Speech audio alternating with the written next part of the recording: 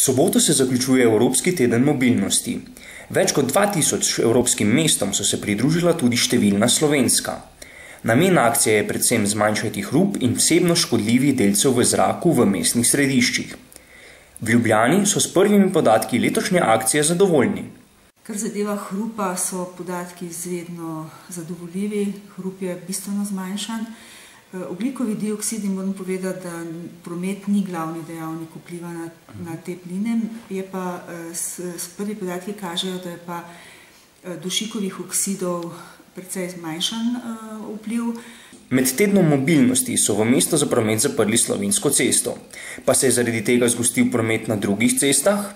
Zdaj, naše prve ugotovitve v prvih dneh, ko je bilo lepo vreme, moram reči, da ni bilo opazno nobenih problemov. Promet je zgoščen v tistih špicah, kot smo vajeni tudi sicer.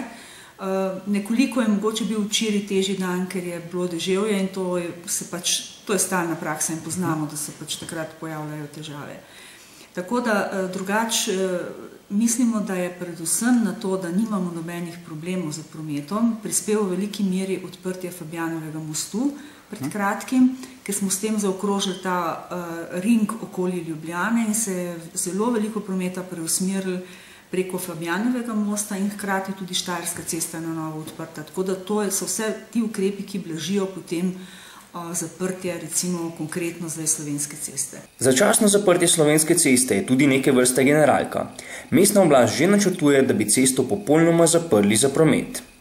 Mi delamo v Mestni občini Ljubljana vse na tem, da bomo ta projekt uresničili jeseni 2013 in če ne bo nekih, bi rekla, izrednih razmer, sem prepričana, da nam bo to tudi uspelo. Načrtujejo rekonstrukcijo ceste in ureditev površin za pešce in kolesarje. Na cesti bo ostal poseben pas, namenjen avtobusom ljubljanskega mestnega prometa. Ravno s širjenjem mreže linij LPP se je promet v središču mesta že zmanjšal. Dobre rezultate daje tudi projekt Bicikel, ki so ga uvedli maja lansko leto. Danes beležijo že več kot 36.000 registriranih uporabnikov. Da bi zmanjšali promet v mestu, so na obrobju v sklopu projekta Parkiraj in pelji uredili posebna parkirišča. Na Dolgem mostu je to parkirišče, ki se je izjemno prijelo. Mi imamo zelo načrte, da bomo drugo leto razširili to parkirišče.